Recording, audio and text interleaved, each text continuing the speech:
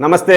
Mood of ఆంధ్రకు స్వాగతం. కూటమి ప్రభుత్వం కొలువుదీరిన వెంటనే ముఖ్యమంత్రిగా బాధ్యతలు చేపట్టిన తర్వాత చంద్రబాబు నాయుడు గారు మొట్టమొదటిసారిగా తిరుమల పర్యటన చేపట్టినారు. తిరుమలేశ్వరుని దర్శించుకున్నారు. అనంతరం ఆయన తిరుమలలో మీడియాతో మాట్లాడుతూ సంస్కరణలు ఇక్కడి నుంచే మొదలు పెడుతున్నానని ఆయన ప్రకటించినారు.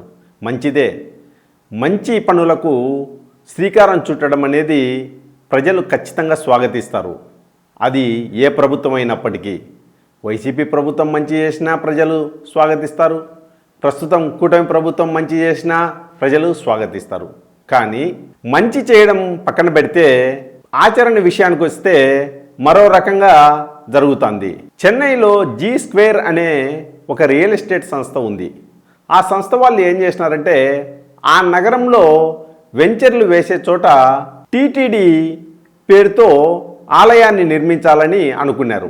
ఆ మేరకు టీటీడీకి ఒక ప్రతిపాదన పంపినారు. అప్పుడు టీటీడీ చైర్మన్ బిఆర్ నాయుడు గారు ఏమన్నారంటే, ఎవరో వ్యాపారం చేసుకుంటా అంటే మనం ఎందుకు వాళ్ళ ఆలయాలను నిర్మించుకోవడానికి అనుమతి ఇవ్వాలా, అది కూడా మన టీటీడీ పేరుతో అని చెప్పి ఆయన రిజెక్ట్ చేసినాడు.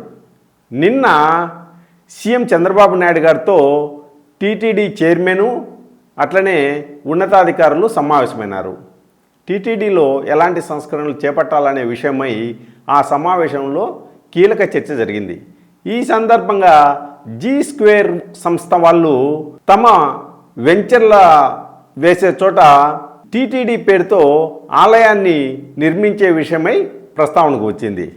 అప్పుడు టీటీడీ చైర్మన్ బిఆర్ నాయుడు గారు తన అభిప్రాయాన్ని వ్యక్తం చేస్తూ, వాళ్ళు వ్యాపారం చేసుకోవడానికి మనమెందుకు మన ఆధ్యాత్మిక సంస్థ పేరుతో ఆలయాన్ని నిర్మించుకునేలా చేయాలా, వాటికన్నిటికీ మనమెందుకు బాధ్యత వహించాలా అని ముఖ్యమంత్రి చంద్రబాబు నాయుడు గారి వద్ద తన అభిప్రాయాన్ని వ్యక్తం చేసినాడు. అయితే చంద్రబాబు నాయుడు గారు మాత్రం చైర్మన్ గారి అభిప్రాయాన్ని కొట్టిపారేసినారు. వాళ్ళు సొంత లెక్క ఖర్చు పెట్టుకొని ఆలయాన్ని కడతామంటే మీకెందుకు బాధ అని ప్రశ్నించినట్టు సమాచారం. అంటే టీటీడీ చైర్మను చంద్రబాబు నాయుడు గారి ఇద్దరి మధ్య అభిప్రాయాల్లో స్పష్టమైన తేడాను మనం గమనించవచ్చు. నిజానికి బిఆర్ నాయుడు గారి అభిప్రాయమే సరైంది. ఇప్పుడు జీ స్క్వేర్ అనే రియల్ ఎస్టేట్ వ్యాపార సంస్థ తమ స్థలాల వద్ద టీటీడీ పేరుతో ఆలయాలను కడుతోందంటే దానికి అర్థమేంది, దాని వెనుక ఉన్న ఉద్దేశం కావచ్చు, దురుద్దేశం కావచ్చు ఏంది? వ్యాపార టెక్నిక్. అంటే మా స్థలాల వద్ద పలానా ప్రసిద్ధ ఆలయం ఉంది అని చెప్పుకొని తమ స్థలాలను అమ్ముకోవడానికి ఆ సంస్థ వ్యూహాత్మకంగా టీటీడీని వాడుకునే ఎత్తుగడ వేసింది. దాన్ని బిఆర్ నాయుడు గారు పసిగట్టి ఆదిలోనే తుంచేయాలని అనుకున్నారు. ఈ విషయంలో బిఆర్ నాయుడు గారిని అభినందించాలి. పాపం బిఆర్ నాయుడు గారు చంద్రబాబు నాయుడు గారి వద్ద తన అభిప్రాయాన్ని చెప్తే ఆయన కూడా తన అభిప్రాయంతో ఏకీభవిస్తారు. ఆ నిర్ణయాన్ని ఖచ్చితంగా ఆ ప్రతిపాదనను ఏదైతే జీ స్క్వేర్ సంస్థ చేసిన ప్రతిపాదనను ఎట్టి పరిస్థితుల్లోనూ అనుమతించొద్దని సీఎం గారు ఆదేశిస్తారని ఎన్నో ఆశలు పెట్టుకునేట్టున్నారు. కానీ ఆయన ఆశ నిరాశ అయింది. వాళ్ళు ఖర్చు పెట్టుకొని ఆలయాన్ని కడతంటే మీకేందయ్యా అని చంద్రబాబు నాయుడు గారు అనడంతో ఇక చేసేదేమీ లేక నాయుడు గారు సైలెంట్ అయినట్టు సమాచారం.